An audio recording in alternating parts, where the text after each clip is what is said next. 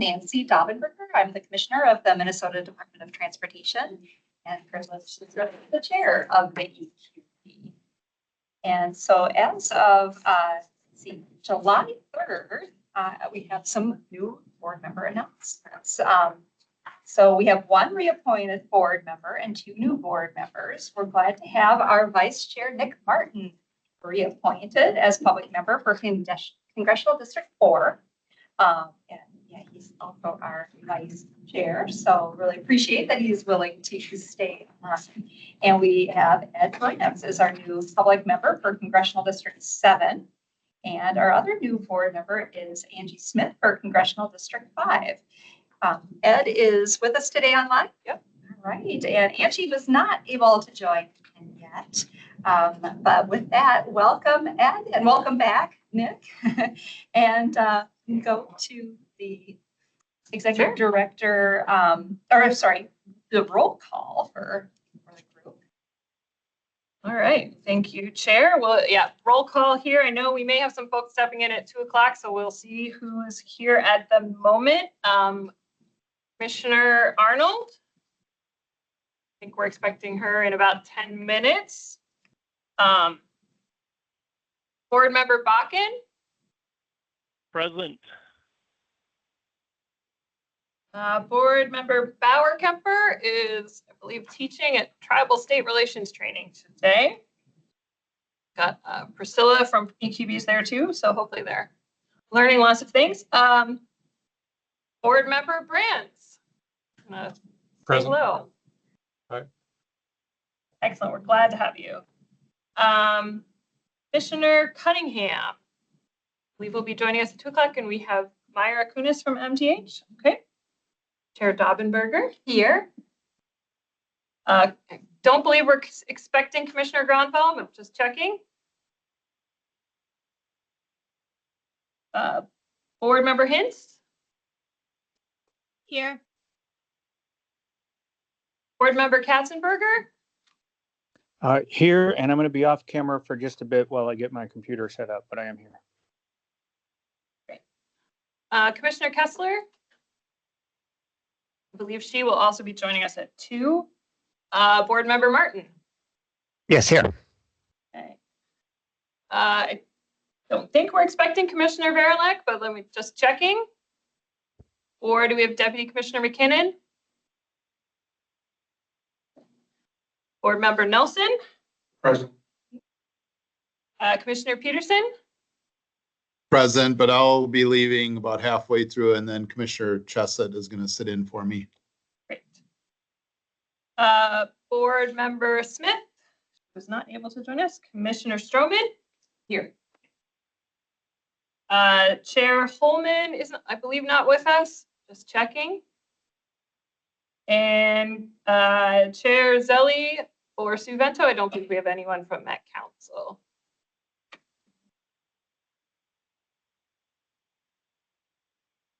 All right, Madam Chair, that is 9 by my count, so I believe we do have a quorum. Great. Thank you for that. As I mentioned, welcome to our new members, and just really appreciate those willing to step up and fill those very important roles we have on our board as public board members for the different congressional districts that opened up. So thank you for that. And so then next on the agenda is the approval of the consent agenda. So that is the meeting minutes from the May 15th EQB meeting. Yeah, because we had an ARIS meeting last That's month. right. That's right. We had the ARIS meeting. That's right. I had to pause there thinking about May. The meeting minutes from May EQB meeting and the preliminary agenda for today's meeting, the July 17th meeting of the EQB. So is there a motion to approve the consent agenda? Madam Chair, I'll move to approve the consent. Then second?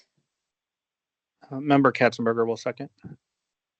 Thank you, Member Katzenberger. All right. So with that, all in favor say aye. Aye. Aye. Any opposed, say nay. All right, hearing no opposition, motion carries. The consent agenda is adopted. And now I'll turn it back to Executive Director Nuschler for the ED report. Right. Thank you, Madam Chair, and thank you to those of you that are joining us today and our public. I feel a little bad making all of you sit in a basement on a really gorgeous day. I know we often take a summer meeting off, but we had a lot to get through this year, and so we're here. So thank you for that. I hope you will get a chance to get out and about. I had a lovely evening last night. If any of you don't know, there is a state agency softball league that MDA has organized, and many of the agencies have teams. So we had a fun time out on the field last night. So hopefully get out and get some good weather today too. So logistics just for today, hybrid meeting. You all know the meeting is being recorded. It should have popped that up on your screen. If you are online, remember the chat is open and visible to everyone, but we do not keep it as part of the meeting record. So if you would please use it only for logistical issues, if you can't hear, if something's not working for you, or as we direct you for letting us know if you want to comment. Board members, the presenters today will welcome your questions and feedback. If you're online, you can raise your hand. We should be able to see it pretty clearly here in the room, or just jump in during discussions. Board members, you should be able to mute and unmute yourself. And it's helpful for us if you have your camera on when you're speaking. For those of you joining us from members of the public, there will be multiple opportunities to give some comment and input today. The first two opportunities will be related to our decision items, adopting the strategic plan and the transportation policy. For those items, we're going to take comments specifically on those items prior to any board vote. Then at the end of the meeting, we should have plenty of time for any general comments that anyone wants to offer, or any thoughts back on our first information item that we'll be starting with. So that's the way public comment is going to work today. If you are here in person, there are sign-up sheets to indicate that you want to make a comment. If you are online, when we get to the portions of public comment, we would ask you to use the raise hand button, and that'll put everybody in a numbered order for us so we can call on you in order. We'll likely alternate between here or the room and online if necessary. If you can't find the raise hand button, which I think is on the top of the screen, and if we advance the slides, it'll give you a little picture of where that looks like. Go ahead and just note in the chat that you would want to comment, and we'll make sure we get that to you. Depending on time, we might need to limit commenters as appropriate to make sure everybody gets a time to speak. And we will, as I said, cue you at the appropriate point in the agenda. In terms of report and announcements, I will just add my welcome to the chairs. I am so glad for us to have our new and returning members, and we now have a full board. Once again, we have no vacancies, which is really exciting. And it's a great time to have these new appointments, since remember that our next meeting is planned to be primarily in person. We are asking folks to come in person next month in August. We are planning a lunch for the board members prior to the meeting, I think at about 11:30, just a social gathering so we can get to know each other a little better. So we hope to see most of you next month. We always will offer the virtual option if you can't join us, but I hope that you will be able to. At this time, we're also planning to have in-person emphasis for October. So what we're going to try to do through this year and then moving into next year is to pick a couple of meetings where we would say people are going to try to commit to coming to these in person so that we all get a little more time, as I said, to get to know each other and spend some time in the room together. Probably try to do that approximately quarterly. But next month will be the first one. The only other note that I have in here is our big environmental congress at the end of September. We are continuing to work and confirm the logistics for all those meetings that are going to be held that week of September 23rd. Every board member should have the logistics information or a calendar hold for the event that we would like you to attend. I think some of you might have two, kind of dependent on your interest. If you have questions about that, please let us know. We're kind of prioritizing one event for each of you. Some of you may be interested in multiple ones. Priscilla and I are connecting with the key staff at the agencies. We're aiming to have kind of our topics really fleshed out by the end of July, and Priscilla will be here next month to give you all a longer update for that meeting. Seeing some notes about sound. Hopefully that's an isolated issue. Anyone else is having? No. All right. Sorry, it looked like a couple people were frozen. Just always fine with the technology. Thank you, all of you, for putting in whether things are working. We've had, some days it goes well, some days it doesn't. So hopefully it will all be good. And that is it, Madam Chair, for my report. Thank you, Director Nuschler. Any board members have questions on anything Director Nuschler covered in her report?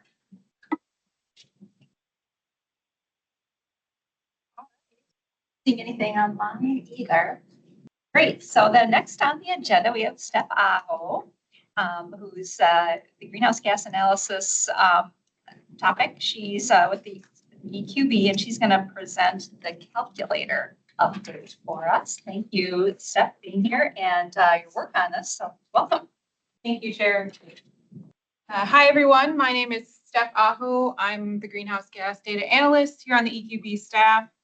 And I'm the lead on the greenhouse gas emissions calculator project. And today I'm going to be talking about where we are in the methodology and scoping process.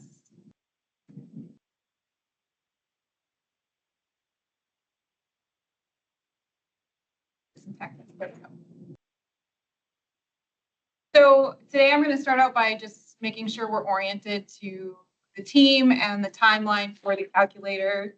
Then I'll be getting into what we've identified as the goals and outcomes driven by the motivation of question 18 in the EAW worksheet. I'll go over the methodology and then get into the philosophy and process of scoping this project. At the end, I'll present our preliminary conclusions so far, and then there'll be time for discussion on those conclusions. So here is the team that is working on this project. We have the EQB, who will have the final approval of the tool and all the deliverables, and EQB has contracted with ICF to do the actual construction of the tool. ICF will, as I said, make the tool, but also have a user guide at the end for RGUs who are using the tool, and also those of us who will be maintaining and updating the tool. To make the tool a really robust calculator, we have also convened an advisory team of experts who are experts in their areas of greenhouse gas emission calculation. They represent several different agencies as well as sort of adjacent institutions like the University of Minnesota. And they are helping to identify what the scope of this project is, and also the data availability and what gaps might exist within the data. And as a reminder, here is what our project timeline looks like. We're looking for a final deliverable in June 2025, but we are way over on the left in July, firmly in the defining methodology and scoping part of this project. We began in March, so we've had about 4 months to work on this. We've also started to look at data sources because these two things really go hand in hand. You can't really look at scoping without looking at data and what's available out there. We will start compiling and developing the tool this fall with anticipated first draft tool to test in the end of winter. So look for that to come.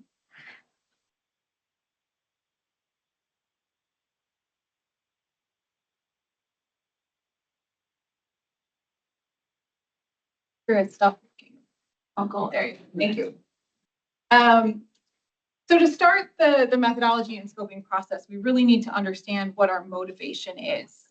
And I will mention right off the top, this presentation is concerned with question 18, the quantification of greenhouse gas emissions.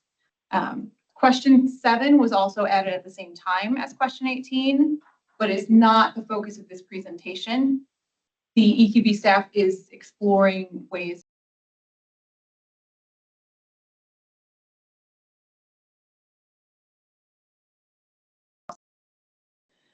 So for the purposes of this presentation, we are only talking about question 18.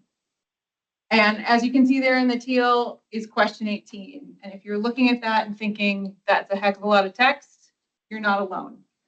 When RGUs look at this, they are overwhelmed. It's a highly technical question. It's asking for quantification and discussion of these quantifications. And the answers we get for this question are often incorrect or incomplete. And to give you an idea of how incomplete this can get, we recently received an EAW where this question was completely blank. So clearly RGUs are having some issues with this. There's a component of this where you have to put numbers into a calculation, and if you're missing emissions factors or have incorrect emissions factors, that'll affect your answer. If you're missing sources, you will get an incorrect emissions number out. And so there's a lot of issues that they're running into filling this out. So there's a really strong need to make this process efficient, effective, and consistent. And those three words are what drove our goals and outcomes. So it kind of ended up here that the first bullet point on each side is for efficiency. We want to decrease the time and cost to fill out question 18. And to do that, the successful calculator will need simple inputs. We don't want RGUs to have to go and look at a different calculator, put their numbers in there, get a number out, bring that number back to our calculator and put it in. That's not going to simplify the process for them. So the calculator needs to have simple inputs that an RGU can put information that they already have into and get out a reasonable number.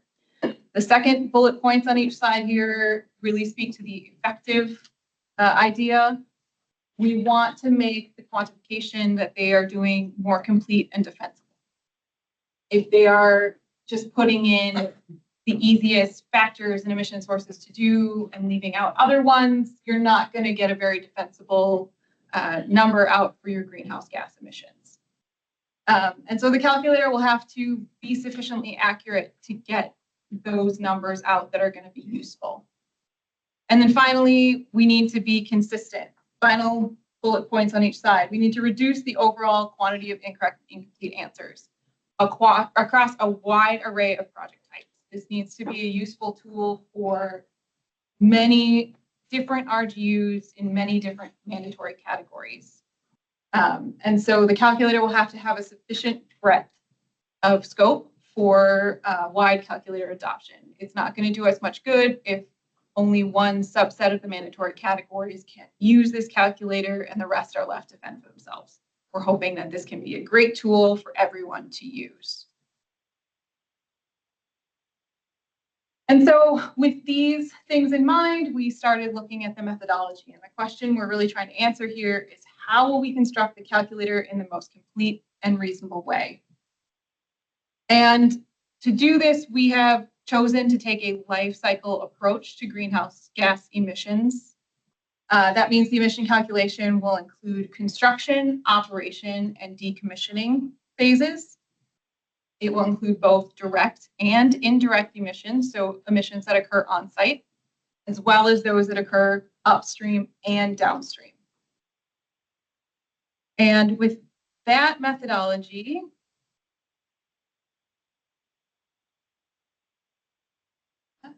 we went into the scoping, which is really the meat of the work that needs to be done to determine what is going to go into this calculator. And when we started looking at what information we should put in here, it was a lot to take in. There are 39 mandatory categories for EAWs, and there are potentially more incoming. This calculator is the first of its kind in terms of the breadth of scope. Calculators before have done greenhouse gas emissions calculation for subsets of project types, but we are trying to cover project types that can be vastly different from each other, which makes it a really difficult undertaking. So it became pretty apparent that we can't include everything with the resources and time that we have. And we need to make some intelligent decisions about what we include now and what improvements we make in the future. And so our scoping took a phased approach. And so we have what we're doing now through June 2025, we're calling that phase 1. And then we will have future phases of calculator expansion to include the more difficult things that we aren't able to include in phase 1. So here you can see phase 1 will include the quantitative emissions for questions 18A and 18B3. It will include qualitative mitigation strategies for 18B1 and 18B2. The question for mitigation strategies does ask for a quantitative number in the EAW worksheet. And for phase 1, we're only going to provide a qualitative assessment. For future phases, we will expand the included emission sources to cover more ground in terms of really increasing the accuracy of those greenhouse gas emissions calculations. And we will include the quantitative mitigation calculations for those 18B1 and 18B2 questions. So how do we pick what goes in phase 1? We took a 3-step approach with this. First, we examined historic EAWs to see what we have encountered before and what might be most useful for incoming projects. For 2, we grouped mandatory categories to try and find areas where we could really nail down one emission source and cover a lot of ground project-wise. And the third thing that we did was explore the available tools and data sources to even see what we could feasibly calculate. So the first step was looking at the historical review. This review looks roughly 5 years back. There's a caveat, it does include the COVID years, which can be a little bit different. And it is not a perfect assumption to assume that future EAWs coming in will have the same frequency distribution that current and historical EAWs do.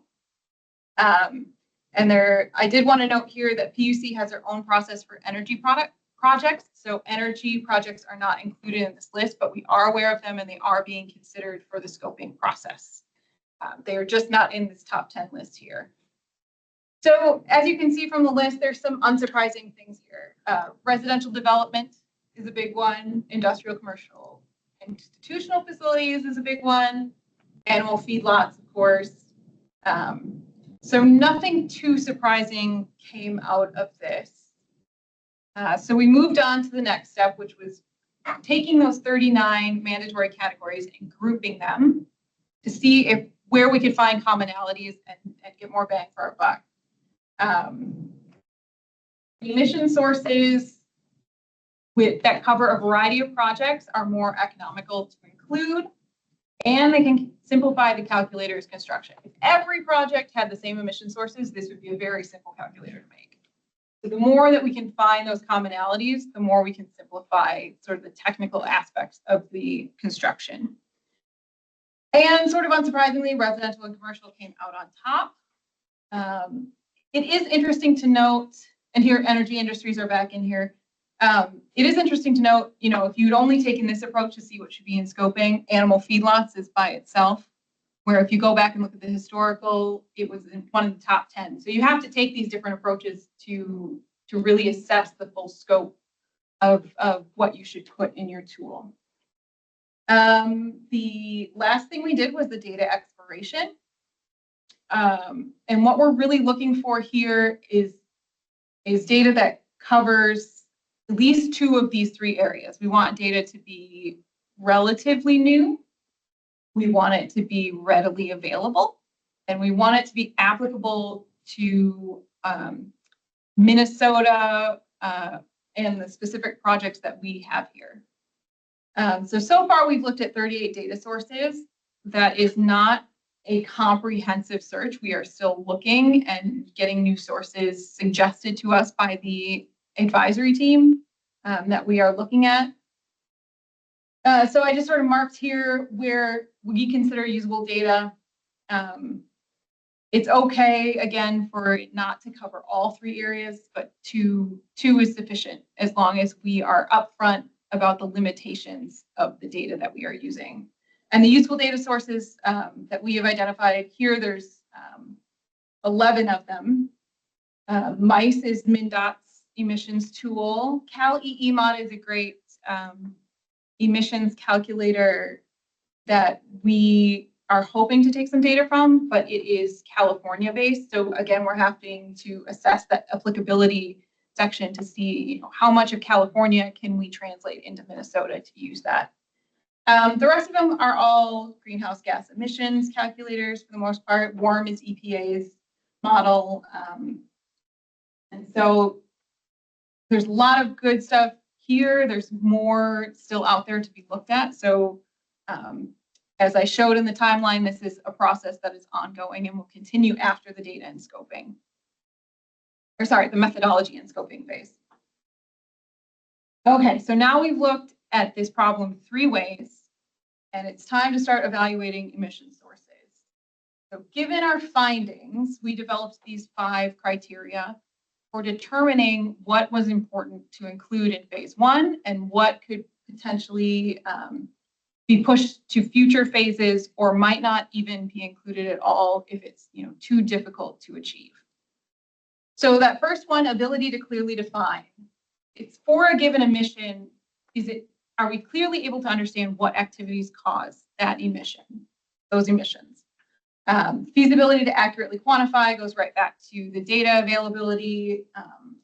We need to, the less data we have in an area, the more assumptions we will have to make. The applicability to project types covers that mandatory projects grouping that we did. If we can cover more project types with one thing, again, it's more economical. Magnitude of emissions is pretty straightforward. If something is very tiny percentage of the emissions, then we don't want to spend all of our resources chasing after it. We want to get the big things that are going to be impactful in the calculation. And the last one is direct versus indirect impact. We are emphasizing direct emissions over indirect because generally they are easier and more cost efficient to calculate. So we took these criteria and divided the emissions into 3 categories: phase 1 high priority, phase 1 low priority, and future. And here are the emission tables for construction. So this is in the life cycle analysis, this is that first part of the life cycle. And here you can see we plan to include all of the construction emissions in this first phase. There are a few that are marked as more low priority, but the plan is to include them all. It was felt that we could achieve this pretty easily and that all of construction could be included. It is on the handout. Yes, sorry, you have a handout. If you want to look at these more closely as I'm going through them. When we get to operation emissions, there are a few here that we have marked as needing to be moved to a future phase. And those are routine maintenance emissions, both in materials and transportation, commuting and change in vehicle, aircraft, and watercraft operation, and the consumption of any products generated during the operation phase of a project. But the majority of things in the operation emissions table are included. And so I think given that this is the biggest portion of the life cycle for most projects, we wanted to really focus on this and get a majority of these into the first phase of the calculator. For decommissioning, all of these have been moved to future phases. And this is really because it's harder to get at what these will be in future. When an RGU goes to input things into the calculator, this is the phase of the life cycle that they know the least about. And so we felt that our efforts and resources were best spent in the construction and the operation phase. And then this will be a future work to come in the next few years. So we haven't, completely thrown out decommissioning. It's just something that's a little harder to get at and not where we want to focus right now. So with all of that, with all of the scoping work and methodology that we went through and the preliminary conclusions that I've shown you, I present this question for discussion. How comfortable are we with these conclusions? And again, we are really in the middle of that methodology and scoping phase. This is a first draft.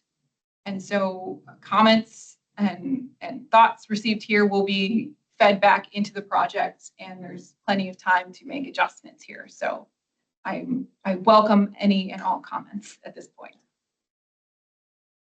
Thank you, staff, for that update. And as I mentioned, all the work you've done on this to date, and there's still a lot more work to do, I know, but maybe before we get specific on this discussion item, I'll see if there are any questions out there from board members for Steph.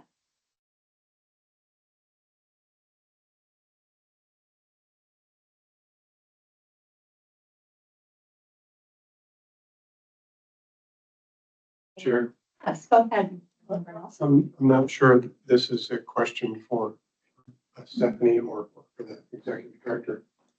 And it's not necessarily related to your question to us. I'm going to defer to Nick on that question, actually. But it seems to me that we have a tool that is probably at least a year away. And we're going to have phases. And in the interim, the form has been adopted. And in particular, it seems like it may be some time or some phases before we're able to put some numbers with this tool, and may not be able to put numbers for mitigation, even though the form asks for it. Is there some interim guidance or amendments that we might be needed? And I realize that's not a question for today, because maybe something that we need to talk at another meeting about because of that. So.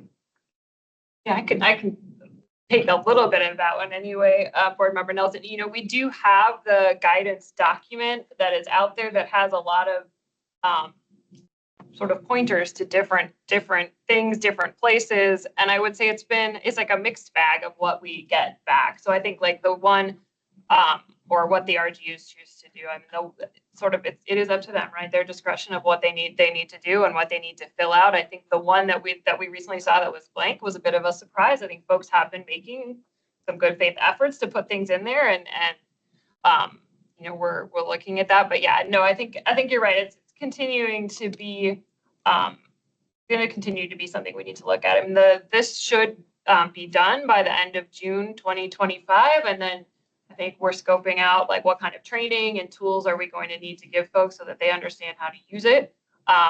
Some of that timeline that Steph had in there will involve some of that. But yeah, your point is well taken in terms of the ongoing need and also to like, are there more things we can do to help give people some advice between now and then? And I know like Places MnDOT has such a good tool. I think a lot of things get done with that tool for those specific projects. So yeah. Maybe along the same lines, and Nick went on camera too, so he might want to weigh in here, but on that question, and Steph, you mentioned this, you reiterated, Captain, about the EAW that came in with the blank, I think it was question 18, that we're talking about, it was blank. So is that something that should be considered an incomplete EAW? Like something is needed there before that final review is done of the EAW and the RGU. Thoughts on that? I think that gets into a tricky question between the EQB's authority to say this is the form you have to use and the RGU's authority to make its decisions about what goes in the form and what they need. And I would probably defer that to anyone who is an RGU who might have some thoughts on that. In general, I think EQB has not had the staff capacity direction to be someone saying, is this complete? Unlike permit applications where the agencies will go, oh, this is complete. Unlike the RGU gets to make a decision to a project proposer that has to submit data. Is that complete? We don't do that. Okay. Yeah. I think MnDOT would consider as an RGU a Mhm. blank field as incomplete. We look for something there before we would want to consider a final review. But on that note, also, I know you referred to Board Member Martin potentially weighing in on this, and he went on camera. So, Board Member Martin, anything you wanted to add to this, or questions, or even thoughts on the discussion question too? Yeah, thanks, Chair Daubenberger. I guess this is kind of going to the discussion a little bit. Just first of all, Steph, great to see that thorough process of like figuring out how to prioritize what to work on first, thinking about, the recent EAWs and the, emission sources that appear in multiple ones and so on. I think that looked like a great process, and I really appreciate that systematic approach. So great to see that. I think that just a couple reactions. Whenever I have come across life cycle emission accounting, usually that refers to something a little different, I think, from what we have here. It's often, it can be like a fuel life cycle. So for example, like emissions from combusting a fuel versus emissions from all the stages of extracting, producing, transporting, delivering a fuel, and then combusting it as well. So that's a little different. And here, I think what we're talking about when you say project life cycle, that's good. That adds some specificity. So we're talking about construction, operation, and decommissioning phases of a project. So more like the life cycle of a project. But and then I think because we're looking at direct and indirect emissions, it is also to a certain extent life cycle in the other sense. But maybe just to make sure that in whatever guidance is ultimately released about the tool, that's really explicit. What do we mean by life cycle, and how much of that are we intending to capture in the tool, I think would be useful.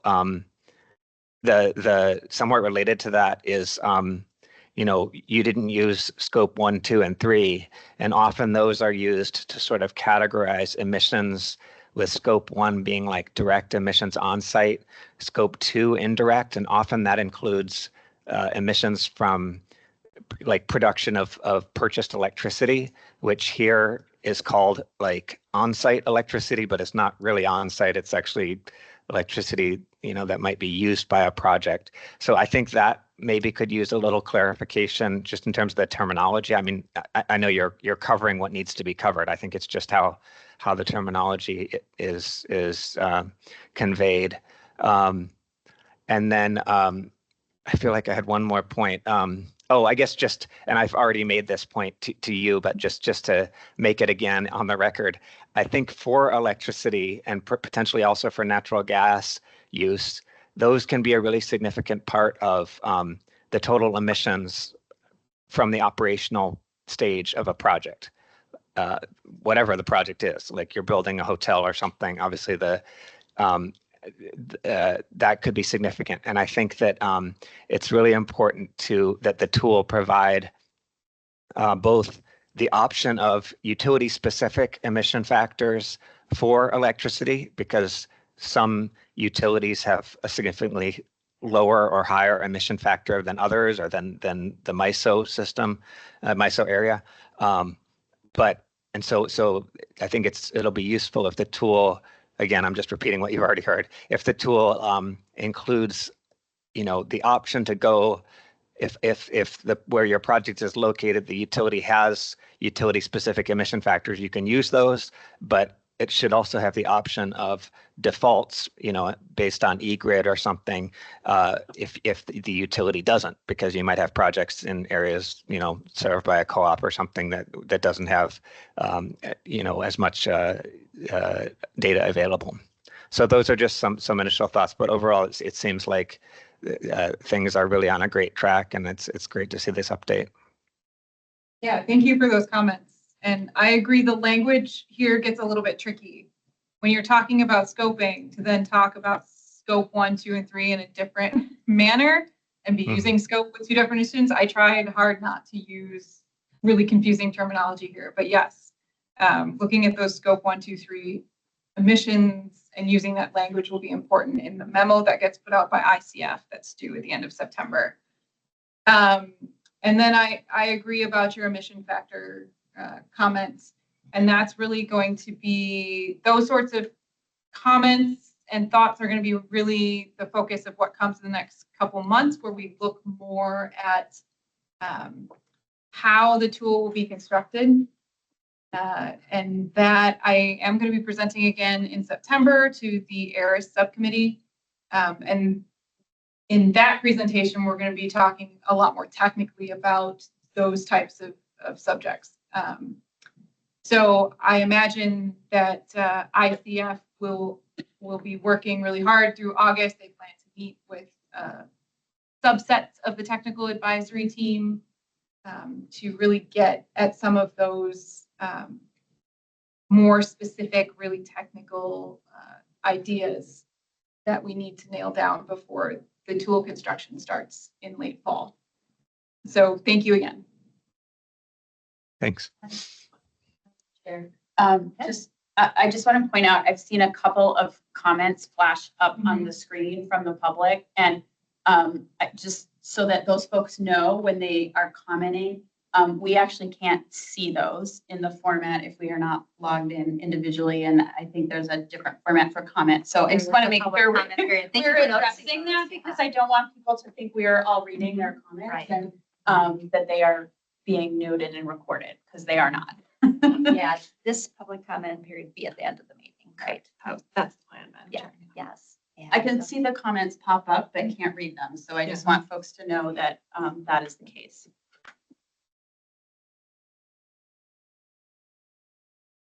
And Madam Chair, maybe I'll make one substantive comment on what was presented. And Stephanie, thank you very much. It's a great, thorough presentation and really helped my understanding of it. So I appreciate that.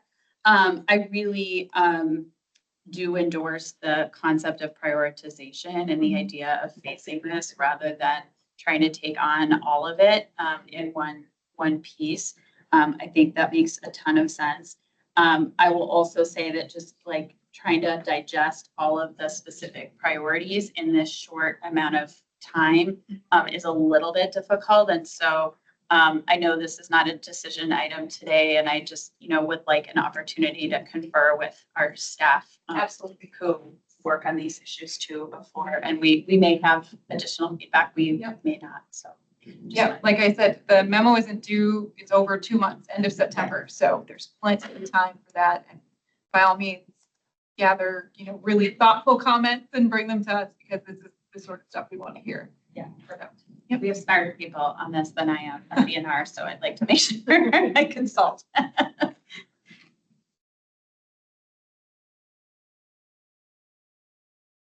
Any other questions or comments from board members or board members who'd like to weigh in on this discussion item here, to thoughts on your comfort with the preliminary method and scoping conclusions?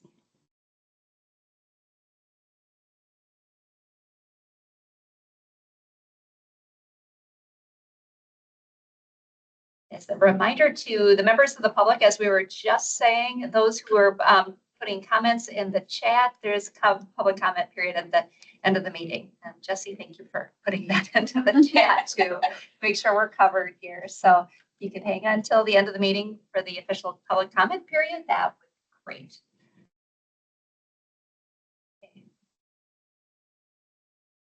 Not hearing anything else. I also want to thank you again, Steph, for the work on this and the way we're prioritizing this, and ultimately getting this to be something that can look at such a broad range of different types of projects.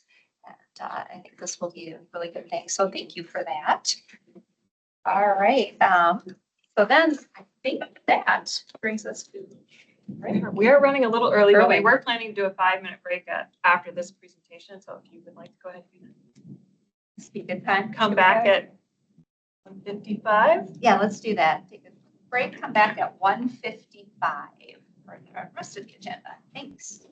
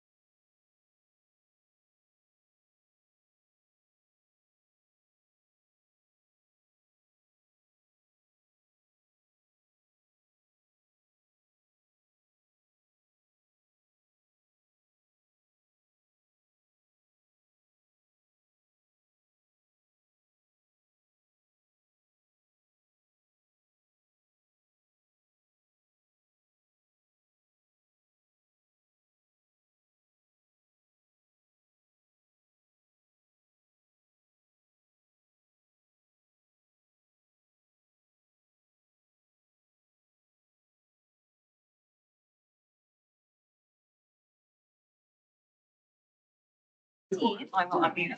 Hey, great, everyone. Mine is Thanks for allowing for that great time. And welcome back from break, everybody. So the next item on our agenda is the strategic plan. And Executive Director Nuschler will present the strategic plan feedback that we've been getting, give an overview of that. And this is bringing it to the board for approval today. So the plan is on page 11 of your packet. And with that, I'll turn it over to you, Executive. All right, well, thank you, Madam Chair. I realized we didn't check this from my seat, so hopefully it works. Go through my slides here on the strategic plan review. First off, this slide's from all the way back whenever we started talking about doing a strategic plan, and to remind us kind of like, why were we doing this? Because we're really trying to deliberately align our aspirations and capabilities and talk about how our aspirations can actually been achieved within a given context. So that's kind of where we started from back, in the fall of 2023, and going through and doing our facilitated exercises to come up with a draft strategic plan.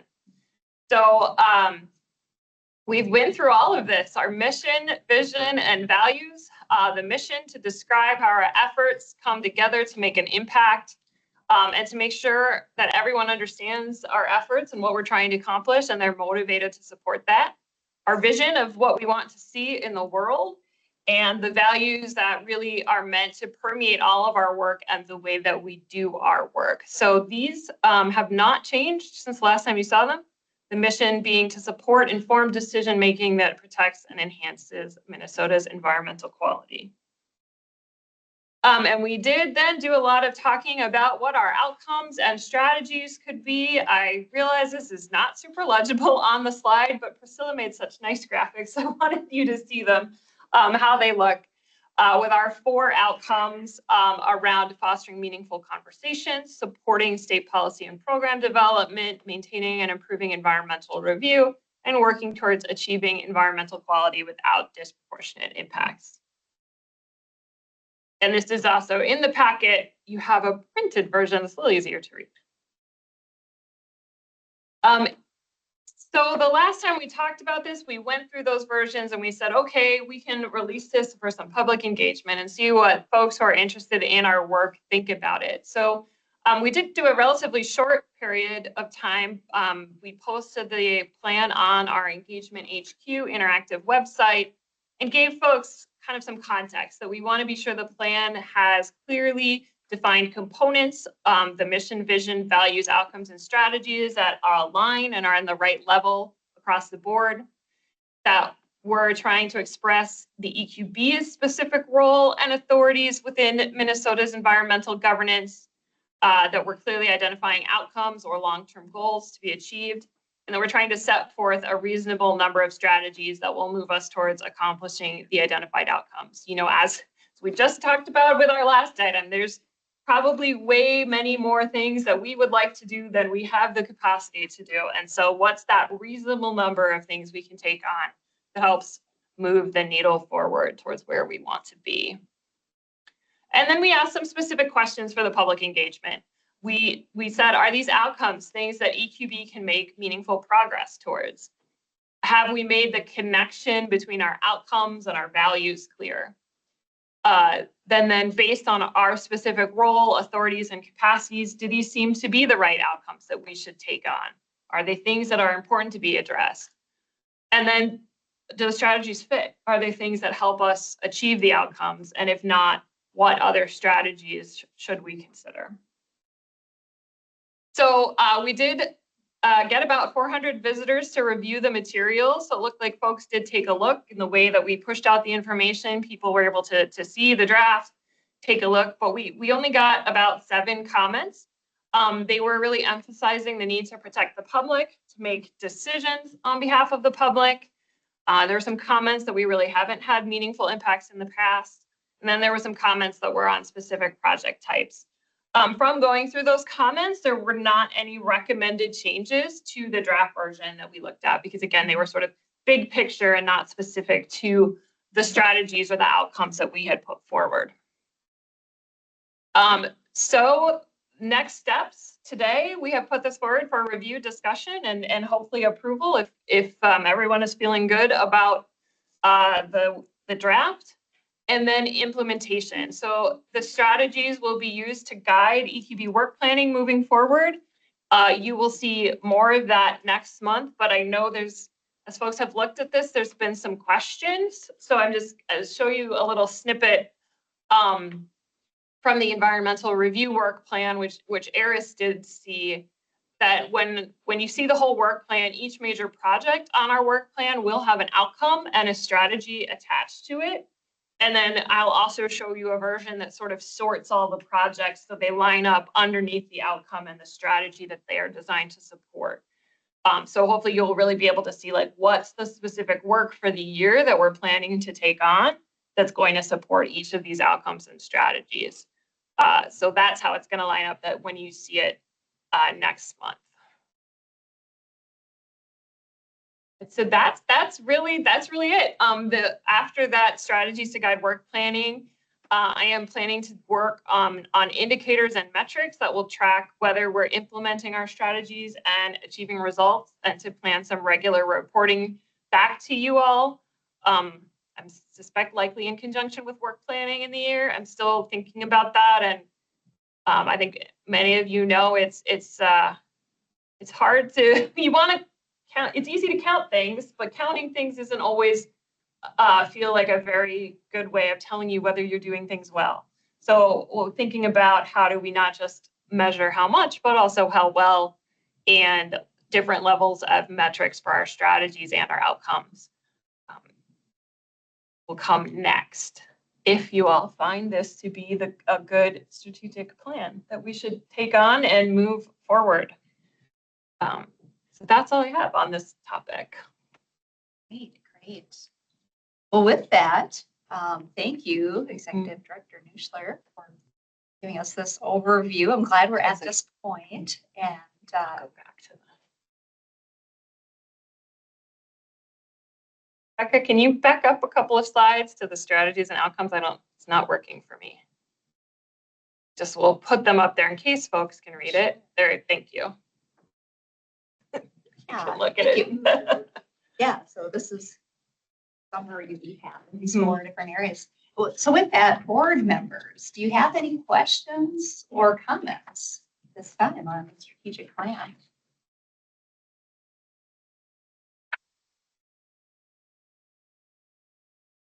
Madam Chair, thank you. I will just offer a couple of things on the strategic plan. Overall, I think this represents really, really good work.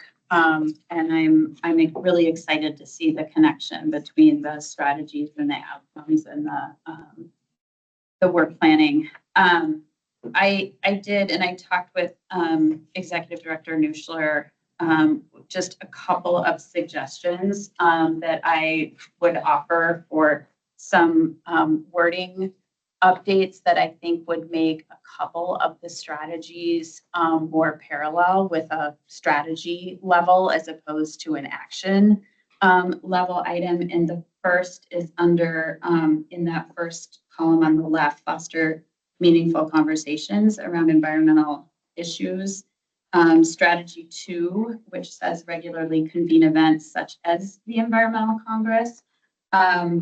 I would suggest we bring that up one level for a strategy to read regularly bring Minnesotans together to talk about environmental issues, just so the strategy is more about convening in whatever forum, whether it is a board meeting or whether it is a special event or some other venue. But it seems like convening events is a little more action oriented and actually limits, I think, what we're trying to do with that strategy. And then the second one would be in the third column from the left, maintain and improve Minnesota's environmental review program under strategy 4, which currently reads develop and implement updates to Minnesota Rules 4410. I would just propose we say evaluate and develop any needed updates to Minnesota Rules 4410. So it's clear if we don't believe there are updates we won't do them. But I think the goal around the strategy is really, we want to regularly evaluate and update if needed. But at this point, developing some update that is yet to be defined feels a little awkward. So those are my two comments. Thank you, Commissioner Stroman. Other comments or questions? I like those edits.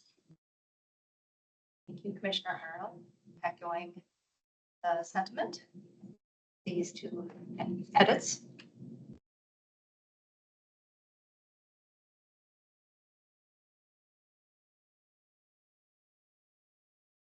Any other board members? Questions or comments? See, Nick just popped on camera. Board member Martin? Yeah, just a couple of thoughts. I thought this was really great. In the environmental review column, strategy 1, I think the guidance is quite useful, not only to RGUs, but also to the project proposers. I know that, they're making use of it as well. So that could read guidance and training to support responsible government units and project proposers. If that makes sense in this context. And then the other thought I had, I really was glad to see the level of specificity now in column 4 around sort of disproportionate impacts and environmental justice generally, and that's very specific strategies, because I think we need to have specific things that we're holding ourselves accountable to there. I think that that this isn't necessarily something to change in the wording, but just a comment that should really link back to, I know that EQB staff is thinking about other ways to engage those directly impacted populations that are not always in the format of meetings like this, different times and different mechanisms. So I think that's going to be really important as we carry out that outcome number 4. You, board member Martin. Did you catch those edits, or should we get clarification? So I think board member Martin, the main edit you're suggesting is on goal 3 or outcome 3, strategy 1, to say provide guidance and training to support responsible government units in completing EAWs. We wanted it to read support responsible governmental units and project proposers in completing.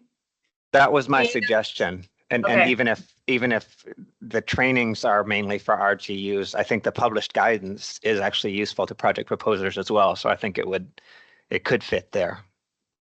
I agree with that. Okay. I think that's a good addition to clarify that both can benefit from the guidance and training.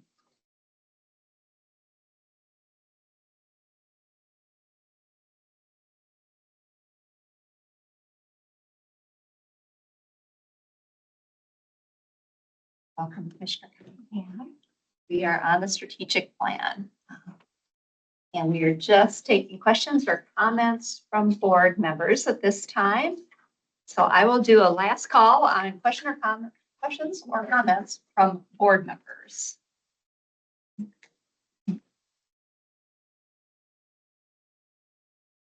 Seeing any answers online. We haven't called. Oh, yeah, the board. For board Yeah, members, okay. yes. Right, we are about to go on.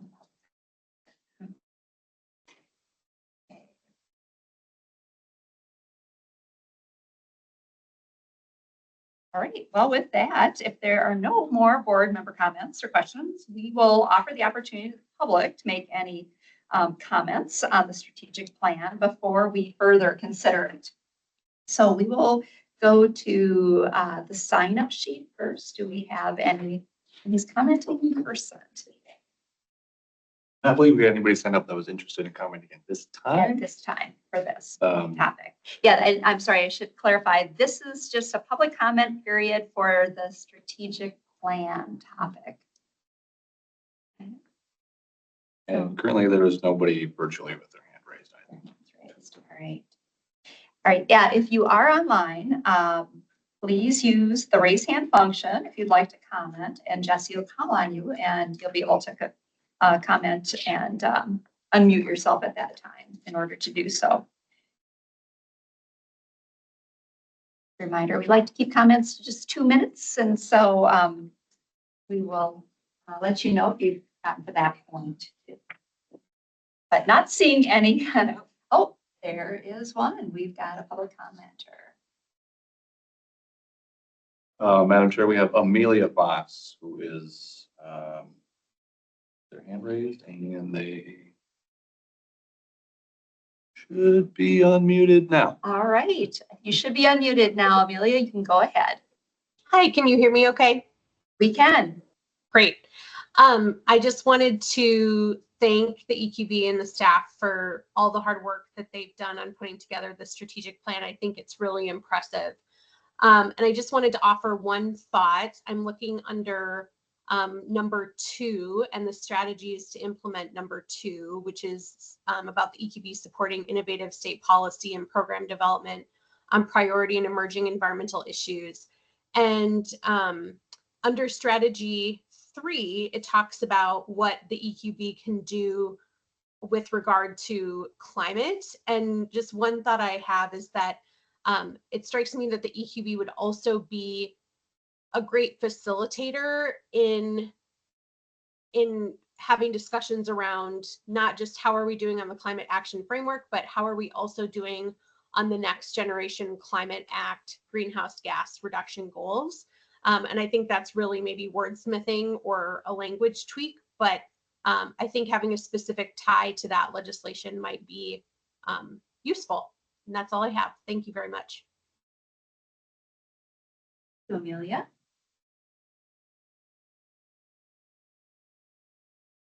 Any other public commenters? Go ahead and raise your hand using the raise hand function online. Or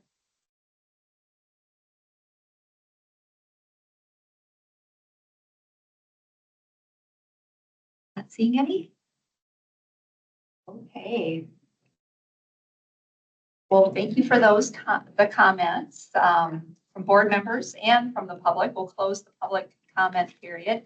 Yeah, I will circle back to our board members. Any further comments from board members after the public comment period?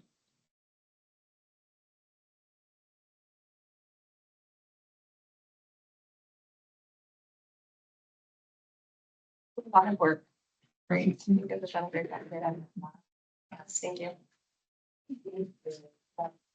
Thank you all for participating in the facilitated discussions and all of your input there. It's appreciated. Madam Chair, Yes. can I ask the executive director to maybe elaborate on the role that EQB plays in the context of Amelia Voss's comment? Sure. Legislation. Yeah, I guess I haven't particularly thought about the difference between the Climate Action Framework and the Next Generation Energy Act. And I think Commissioner Arnold would have to, Commissioner Kessler, if she's on, would have to say a little bit more about kind of the reporting that happens under the Next Generation Energy Act. Because I think a lot of that is already being done under Commerce and PCA.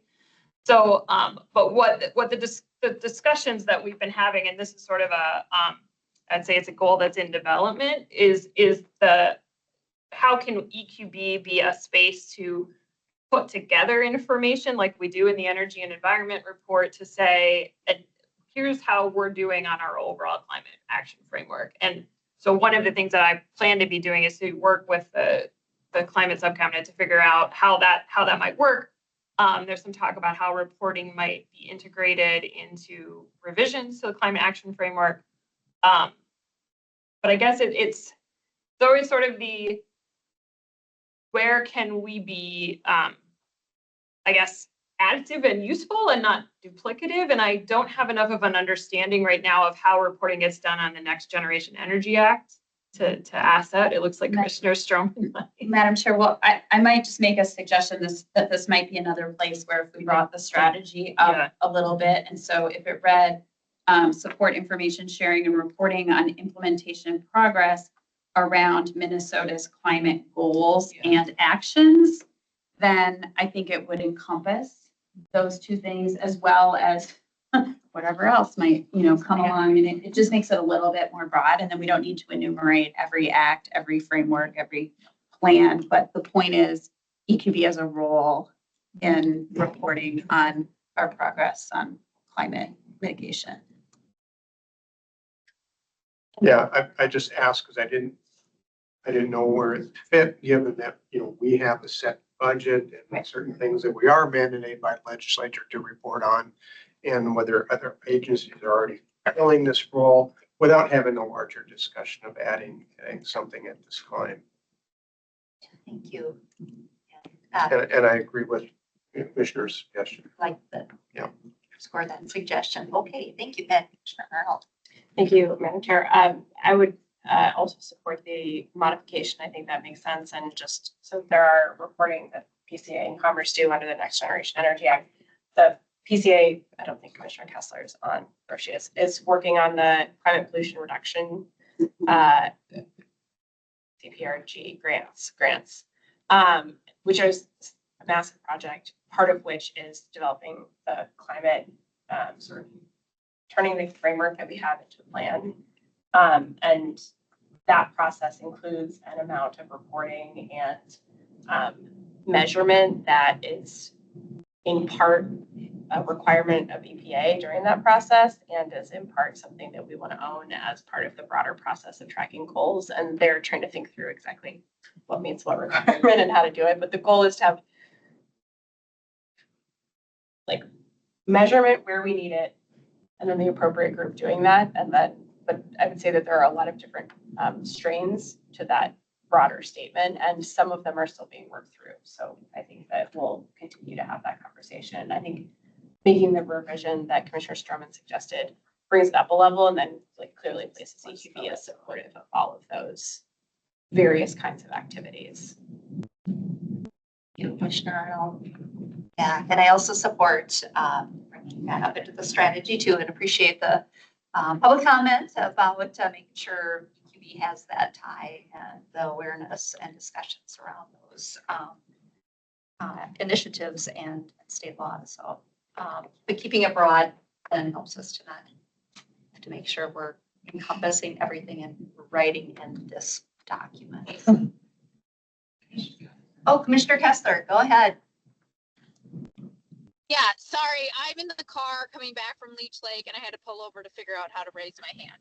But I will just lift up everything that Commissioner Arnold said, and also call out that next week we will be in partnership with the Department of Commerce releasing a progress report on the climate action framework, which is another step on like reporting out how we're doing, and a precursor to the work that Commissioner Arnold described to update the climate action framework, which will include more enumeration around if we do everything that we have called for to do and that the legislature has mandated under the 2040 energy law, how far will we get towards our goals?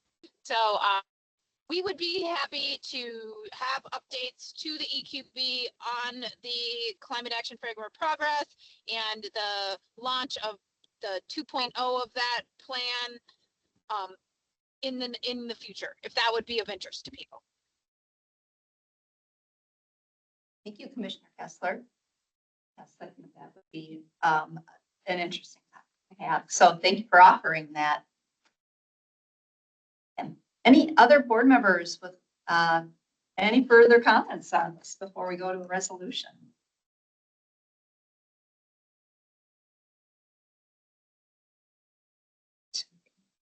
So in your packet, there is a resolution approving the strategic plan. And do we need to modify that at all? I think we do, Madam Chair. Rebecca, would you be able to stop sharing the slides and pull up the resolution, the revised resolution? We may write a few things on Screen? yes, just so we're all clear. Yes.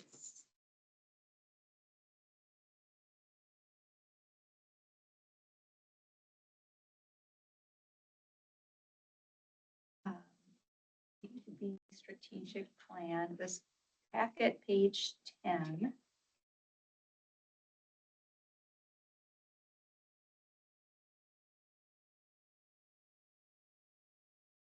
We're working to get a resolution up on the screen so everyone can see it here. There's apparently the technology does not want to do that. About to work. 1 second. I'm gonna get it. All There right. it is. Okay. And make it bigger. So I could go ahead and read it, and we can kind of pause and see if we need to adjust along the way. So the current EQB strategic plan was approved by the board in September 2018. The resolution adopting the strategic plan. You're reading it. Oh, The screen. I'm sorry. Okay. So far, so good. Yeah, sorry, I just didn't want you to get to the point where we were Okay. diverging. Perfect. All right. In the resolution adopting the strategic plan, the EQB affirmed a commitment to regularly adopt a strategic plan on a 5-year cycle. The stated purpose of the organization's strategic plan is to establish a directional framework that guides action and decision-making for the coming 5 years. Beginning in August 2023, the board reviewed the existing strategic plan, held a series of conversations about the EQB's foundational mission, vision, and values, the outcomes that the EQB should seek to achieve over the next 5 years, and the strategies that will support meeting the desired outcomes. Therefore, the board resolves to adopt the attached Environmental Quality Board Strategic Plan dated July of 2024 with the following changes. So these are 2 changes that the DNR had posed. So we've got these in writing. Outcome 1, strategy 2 to read, regularly bring Minnesotans together to talk about environmental issues.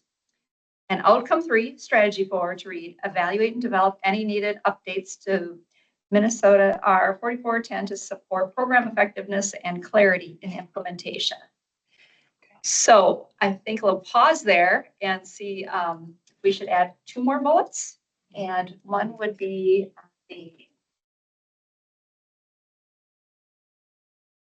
but one was board member Martin's proposal, and that was 3, strategy 1. And that would read, provide guidance and training to support responsible government units and project proposers. Can you repeat from provide? Sure, thank you. Provide guidance and training to support responsible government units and project proposers in completing EAWs.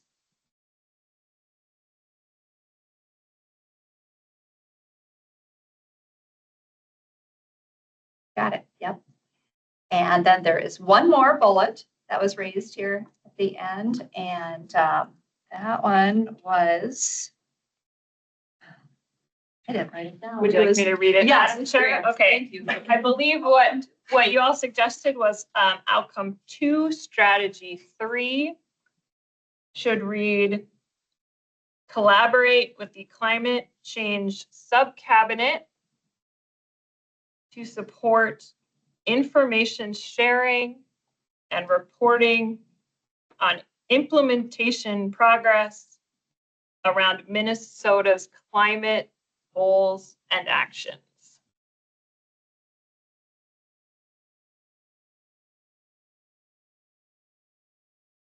You got it, Rebecca. Thank you. So those were the 4 edits or additions discussed today. So sorry about the clunkiness of making these on the fly, but I think we've got them in there. So with that, I would look for a motion from a board member for adopting this resolution.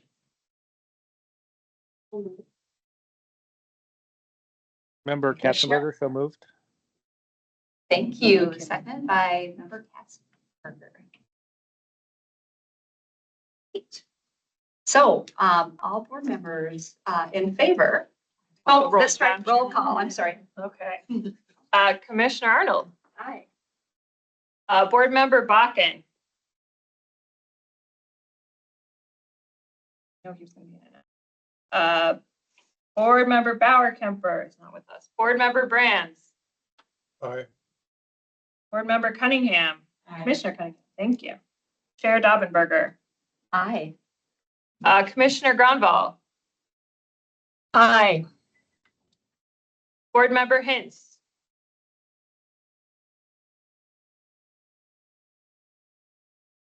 Chair Holman, Board Member Katzenberger, Yes. Commissioner Kessler, Yes. Board Member Martin, Yes. Commissioner Verelak, Board Member Nelson, Yes. Commissioner Peterson, Board Member Smith, Commissioner Stroman. Aye. I'm gonna circle back just to check on, Board Member Bakken. Board Member Hintz.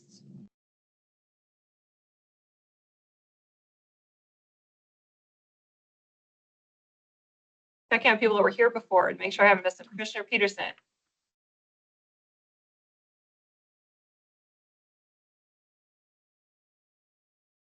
I miss anybody?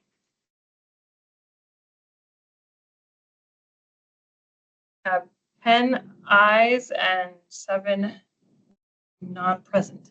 So it passes. All right, great. Well, appreciate all the work on the strategic plan, all the engagement of the board members and public comments that we've gotten over time, and staff, all the hard work on the strategic plan. Thank you very much. So thanks board members for getting us to this point. So the next on the agenda, we have our tribal coordination and consultation policy. And I believe Commissioner and Kayla Walsh will be presenting that. And the policy is on page 17 of your packet. So with that, I'll turn it over to you, Andy. Thank you, Madam Chair. We don't really have a particular presentation for this one, as I think most of you know. Yeah, we have been working for some time to develop a tribal coordination and consultation policy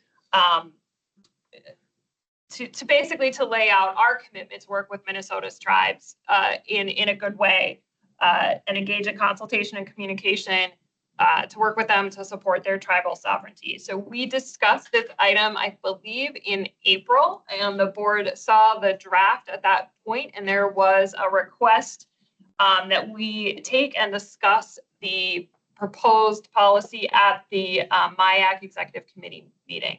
So I did attend that meeting in May. Chair Dummenberger could not make it, so Levi Brown, MnDOT's tribal liaison, went with me as well.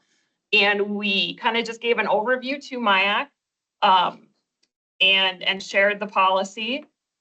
We did not receive specific comments at that time. I would say that the general sense was that we were told that they were grateful that we had gone ahead and developed a policy, that EQB was one of the few smaller agencies that was not required to develop a policy that had actually done so, and they were appreciative that we wanted to go down that path, but we didn't get any specific changes or comments. We did ask the executive board members to check with their tribal environmental staff that meets regularly in the Minnesota Tribal Environmental Committee or Committee. Kayla meets regularly with that group and participates in their meetings, so she circled back to them to make sure they see if they had any questions. And we also connected with, or we reached out to Upper Sioux, which does not participate in MIAC, to make sure that they had all the information as well. We have not gotten any further comments or requests for changes. So we are basically requesting today that the board approve this. We'd like to say this is what we want to move forward. Again, expressing our commitment to coordination and communication with the tribes, and knowing that we're always going to be learning from this process. And then if we need to change it, we can change it going forward. So that's what we have done since the last meeting. And I think Kayla or I would be happy to answer any questions that you might have. Great. And I just want to say thank you, well, Kayla, for all of your outreach that you've done to tribal members on this policy, but then also Director Nuschler for going to the tribal leaders and talking it through with them as well. So thank you for that. And with that, as Director Nuschler mentioned, she are open to questions. So any questions on this from the board? Go ahead, Commissioner Arnold. This is an implementation question. So I think the policy looks good. I think before we had talked about maybe having you guys join other consultations just to be sort of most effective. Are you still thinking that you'll maybe try to coordinate with other agencies as you work through? I know I say this in part because I know the tribal governments, it's hard to, they're scheduling with all of like every agency every year, and that can be challenging. And so I would mostly offer that if there's ever anything that we can consult on together, that we can do that because it's probably most effective for everyone. Yeah. That way. Yeah, I appreciate that. We have not like proactively tried to figure that out, but certainly there's been times where PCA has consulted and there's been a question about environmental review. And they've brought me along. And, what we've said in the policy is our primary goal is to coordinate and consult on the things that are under our authority. And like, if PCA was to make a decision as a responsible governmental unit for environmental review, like that would fall under their consultation policy. But we've sort of said we would be happy to be there. I've said I would be happy to be there. So I think that makes a lot of sense if possible, to try to do that. I appreciate that suggestion. And that's a good point that you do have like somewhat to separate the role. Yeah. To make sure it's not conflated. Okay, that's helpful. Thank you, Commissioner Arnold, for bringing that up. And nice reminder for us agencies too. And we do have consultations scheduled if there's tied to EQB or environmental. That might be a nice opportunity to have you a part of that, but making sure we're clear on whose authority is for what items we're collaborating and consulting on. So thanks for bringing that up. And then it looks like Board Member Martin has his hand up. Go ahead, Board Member Martin. Yeah, I think the policy looks great. Thanks to Kayla and the staff for the work. I had three kind of relatively minor suggestions, not things that should keep us from approving it today, but if we're able to make small changes, there were three things I wanted to bring up. The first is just on page 18. This is a really minor one. This is almost wordsmithing, but right under roles and responsibilities of EQB, the EQB's mission, I think that's the old wording rather than the mission that we just adopted. So I didn't know if we want to update that to be the new wording. Yeah. So that's a minor one that doesn't have to do really with the policy. The second thing is on, let me see, I think this is also on timely and meaningful. When I first read this definition, it felt to me a little bit like,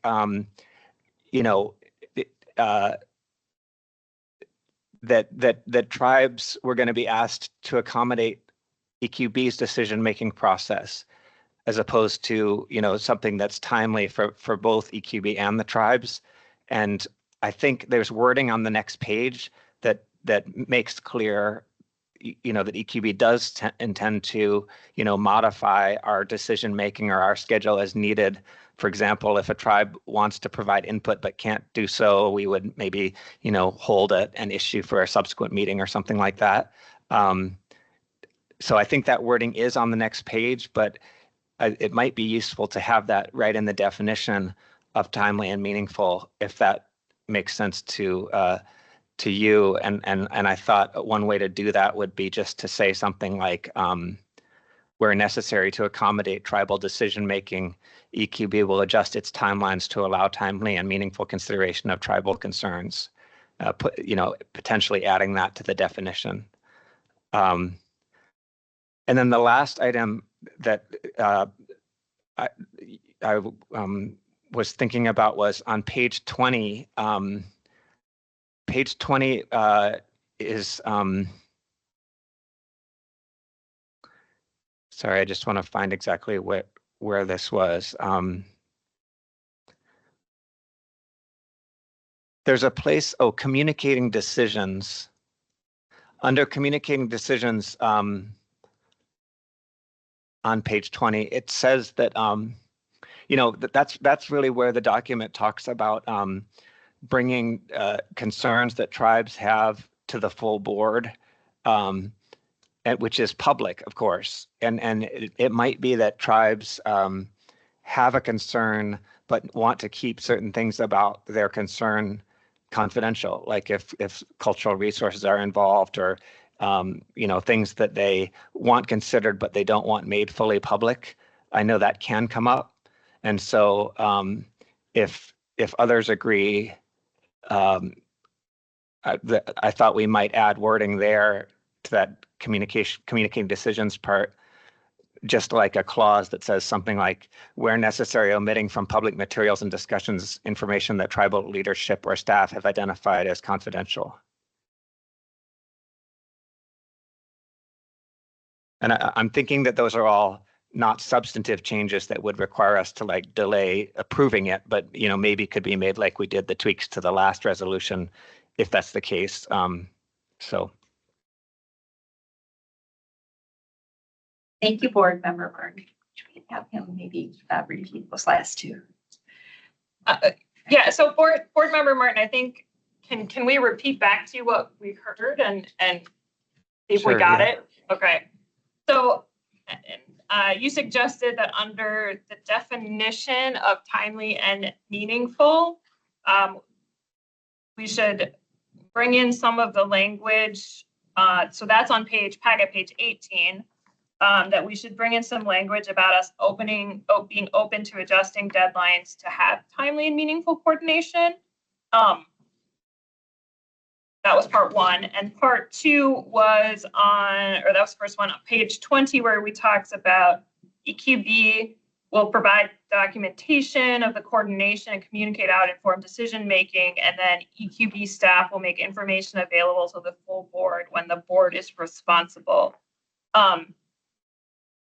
Can I respond to those, Madam Chair? Is that okay? Go right ahead. On part one, I think we were clear about that, and the rule writer in me says you never want to, you don't use definitions to set forth substantive things that you're supposed to do. So I think the definition is correct, and it's covered by saying that we will adjust as needed. The second one, I think and Kayla could jump in here if I'm wrong about that, in terms of communicating decisions, like one of the key features of the meaningful involvement is to say, this is how the information was used to inform. And so I think that's what we were trying to say in that policy. And I take your point, and we've had some conversations with folks about how do you protect cultural resources, and how do you make sure that all that information is like it's aware, people are aware of it, they're aware what's important, but it's not problematically presented. But I'm not sure how what you're suggesting fits within Minnesota's Government Data Practices Act. And so what we could actually keep confidential or not confidential, should it be given to us? And so I'm not sure how to handle that what you just suggested without a legal consultation. Got it. Okay. So on the first one, that makes sense to me, and I guess I'm fine with that, not putting it in the definition, as long as it's clear in the document that there'll be accommodation of tribal schedules as well as EQB schedule. I don't know what to say about the confidential, the Data Practices Act issue. Because just to make this concrete, I'm imagining a scenario in which EQB staff sit down with tribal staff about a specific project, say, that's going through environmental review, and the tribal staff share information about cultural resources of concern to them, and they want that concern to be reflected in public, board meeting and board materials. but they don't want, specific locations or something identified.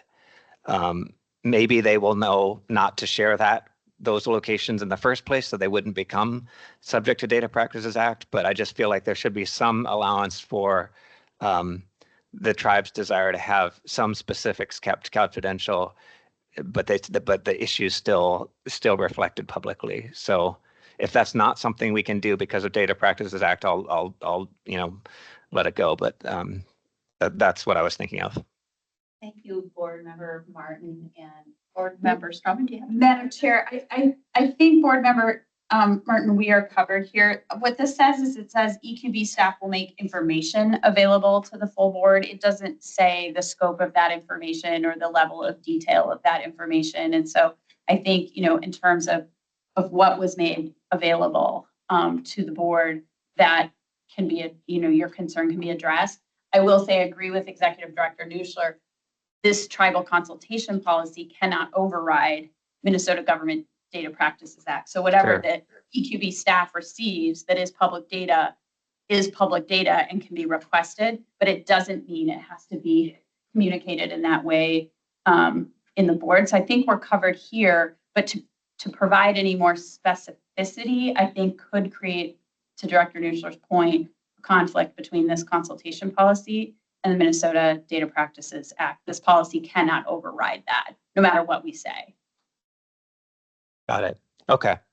That makes sense to me. I will say I appreciate the comment, and I think it's something we all are very aware of and the tribes are very aware of, and that will be something, that I guess we would make clear that if information was going to be shared with us in a way that it would become public, that we would say that's going to become public potentially, And I think all of our agencies that engage in consultation with tribes are very accustomed to navigating that issue with the tribes. They are aware that we are subject to, Data Practices Act, and that we routinely do get those kinds of things. And so, we have found ways to have those conversations and provide information. And there's also, I know, some ongoing work. I know our Director of Tribal Relations is engaged nationally on this issue, and I know with your MnDOT's Director of Tribal Relations, but on sort of tribal data sovereignty issues too. So I suspect there will be some evolution in the state's approach to this, but it is not uncommon that our agencies are accustomed to dealing with those issues either. So I think we can. I don't have any doubt that EQB staff can navigate that just as our agency staffs are navigating that. I would agree with that. Thank you, Commissioner Stroman. Oh, Board Member Brand, go ahead. Hi, is my audio okay? Yes, we can hear you. Great. There's a second bullet point on page 20, which begins with listening to input, and I'm wondering if there was any discussion about maybe having that read incorporating input instead of listening to. Oh. Any thoughts on that, Executive Director? Sure, Madam Chair. I mean, I think this is always the tricky part. In incorporating, I think could imply that the input would be used exactly as it is given to us, and that's not necessarily always going to be the case. So I think that is meant to say we'll accept information in any way, and there may be multiple iterations of that, but then we will share back, here's how your input was used and considered and how it influenced the decision. Doesn't necessarily mean that the decision made will be the precise decision that is requested. Kayla, did you have anything to add there? No, okay. Yeah, that's all fine. Maybe I'm just searching for a word that doesn't exist that's somewhere between listen to and incorporate. Yeah, well, and thank you, Board Member Brand. And as I was listening to what you were just describing, Director Nuschler, listening to and consideration of input. Because, of course, we as the board will accept any form of input, and that bullet then goes on to talk about could involve multiple iterations of coordination to respond. So the word coordination is in there, but maybe it's with the word consideration, it would be helpful to get at what you're thinking about, Board Member Brand. I like it. I think that's, could we incorporate Yeah. that listening to and considering input? Yeah, Madam Chair, I think that makes sense. I think the concept that Board Member Brands is looking for is kind of inferred and meaningful. And as we've all tried to come to a sense of what is meaningful involvement, what is meaningful engagement. But I think that's a good addition to listen to and consider input. Board Member Brands, thank you, Director Nuschler. Any other comments from board members on the policy?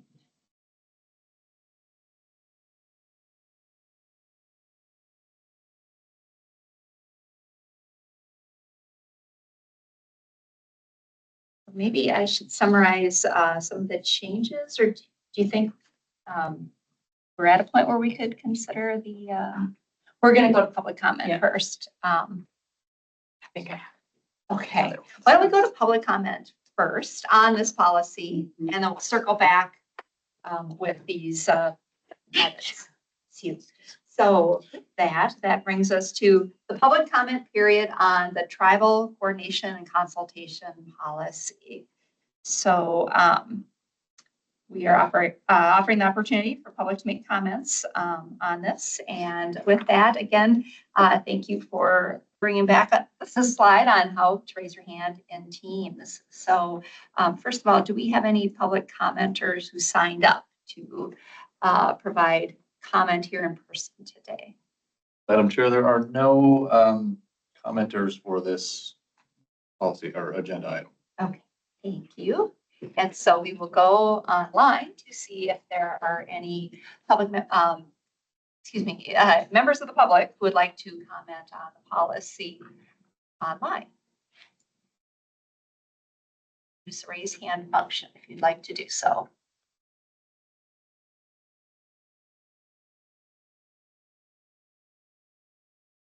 I'm sure no one has a hand raised at this All time. right. Okay, well, with that, why don't we go to the resolution in your packet? And that resolution.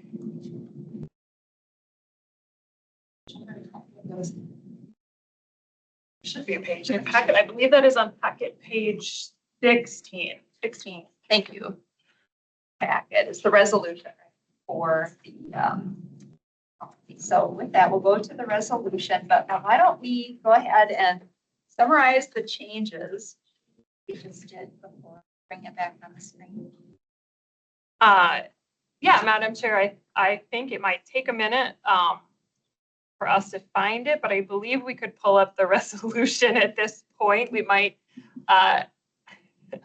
we're testing our nimbleness over here. It's in the July packet folder, Rebecca, online. The resolution to this new resolution. Yes, if you could share that. Thank you so much. So it should be July packet.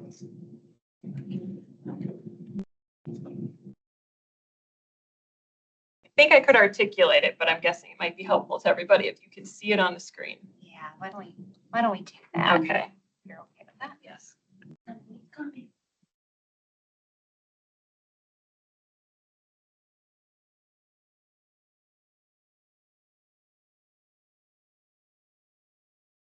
So,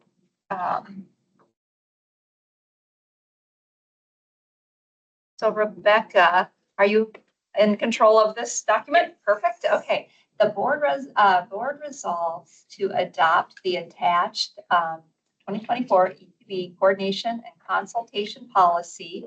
If you could add with the following changes.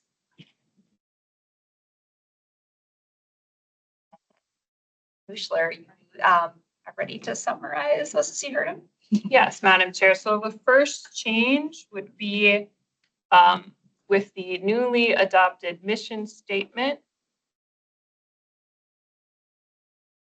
under the section roles and responsibilities of the EQB.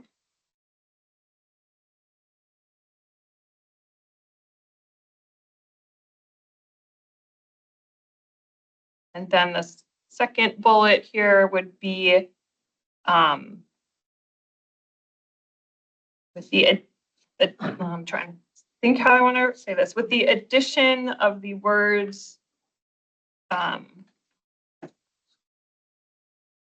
and consider to the bullet point, listening to input under the section of coordinate, it's under the section titled coordination. Sorry, Rebecca, took me a minute.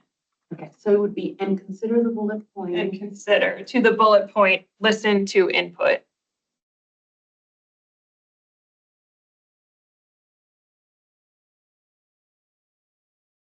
Under the coordination section.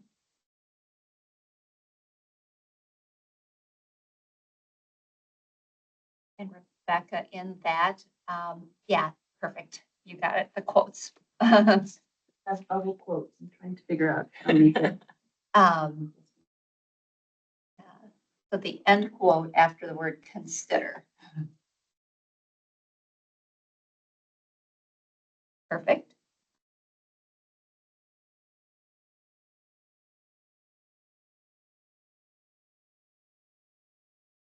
Others, or that captures what we talked about for changes?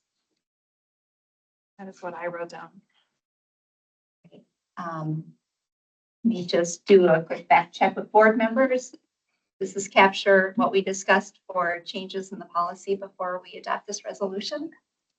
Any concerns or anything else to capture here?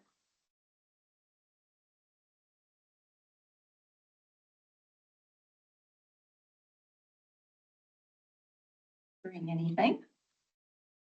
Okay. So with that, could I have a motion to adopt this resolution?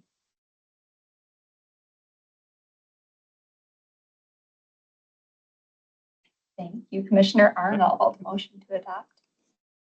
Have a second? I'll second. This is Nick Martin. Thank you, Board Member Martin. All right, any discussion? So all in favor, no. Sorry, roll call. All right, thank you, Madam Chair. Commissioner Arnold. Board Member Bakken. Board Member Bauer-Kemper. Board Member Brands. Aye. Or Commissioner Cunningham. Aye. Commissioner Daubenberger. Aye. Commissioner Gronval. Aye. Board Member Hintz. Aye. Chair Holman. Board Member Katzenberger. Aye. Commissioner Kessler. Aye. Board Member Martin. Aye. Commissioner Verilick. Board Member Nelson. Aye. Commissioner Peterson. Board Member Smith. Commissioner Stroman. Aye.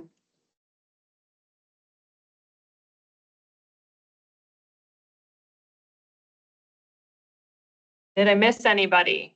Did anyone not get a chance to speak up? Madam Chair, we have 11 ayes and 6 non-voting. All right, so the resolution is approved. Great, thank you. Thanks for you, all thank the you, work on everybody. this tribal coordination consultation policy.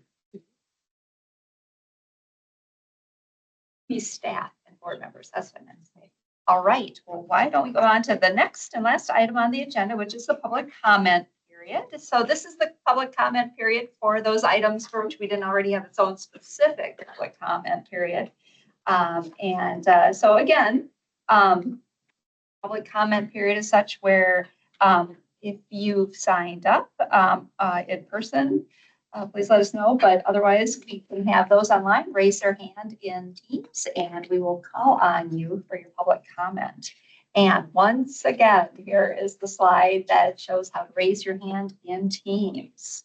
So, Jesse, do we have a public commenter here in person signed up?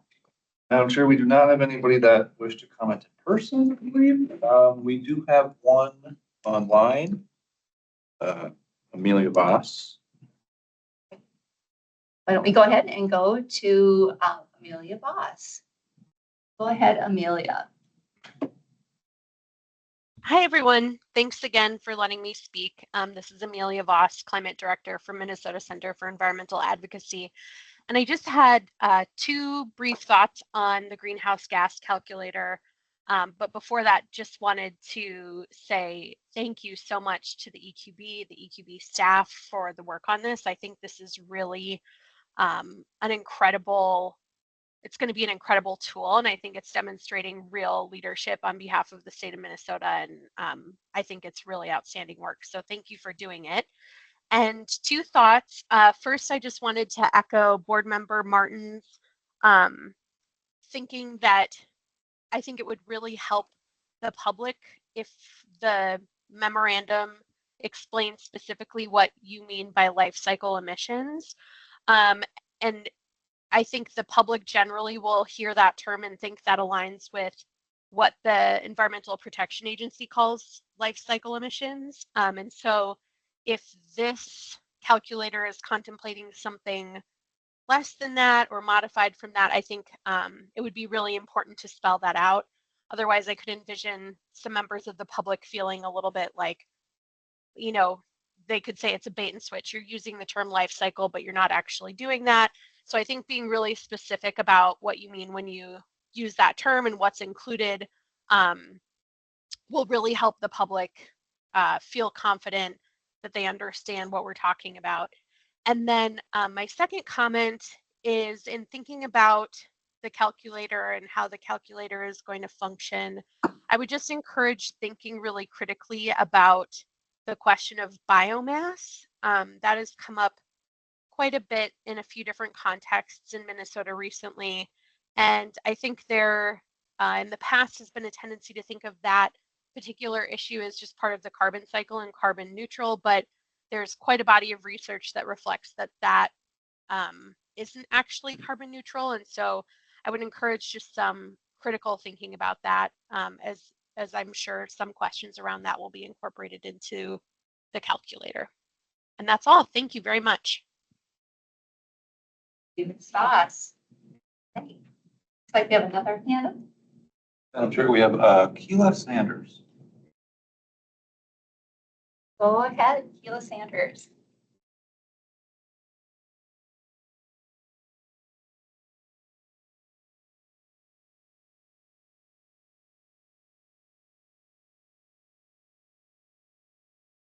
You able to unmute, Sanders? Yes, are you able to hear me now? Yes, we can hear you.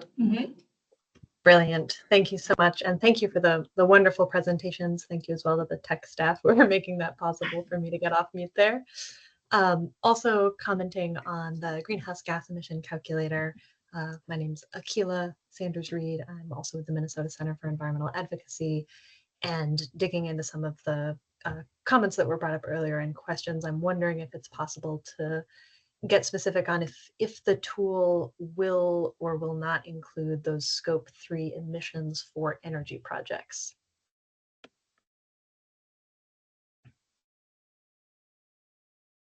I believe the answer to that is yes. I would like to check with ICF before I give a definite answer. So perhaps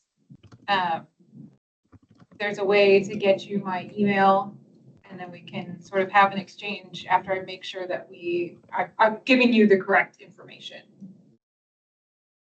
Wonderful. That would be so helpful. Thanks so much. I appreciate it. I will just add into the questionnaire a reminder that this is what Steph presented today is sort of the preliminary scoping right now. As she said, it won't be complete until September, and we are planning to have a long discussion about it in ARIS in September. So should be materials in advance for that and also opportunities for people to weigh in and provide comments at that point too. So it isn't, I would say there isn't final decisions yet because that scoping process isn't done. We're happy to talk about it. For that additional information. Thank you for your comment or question. Sanders Reed.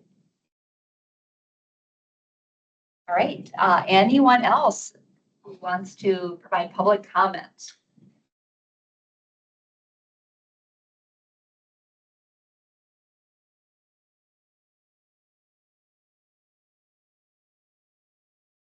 Not seeing any more hands up. So with that, we move on to the final part of the meeting, which is adjourning. So let me just say thanks again to the public commenters for their comments, and thank you to the board members for your participation, thoughtful discussion, and to the staff for the presentations and the information provided today. We have reached the end of the agenda. So with that, could I have a motion to adjourn the meeting? I'll move that we adjourn, Madam Chair. Thank you, Commissioner Stroman. May I have a second? I will second that motion. Thank you, Commissioner Arnold. Okay, all in favor, say aye. Aye. Aye. Any opposed, say nay. Hearing no opposition, the motion carries and the meeting is adjourned. Thanks, everyone. Thank you.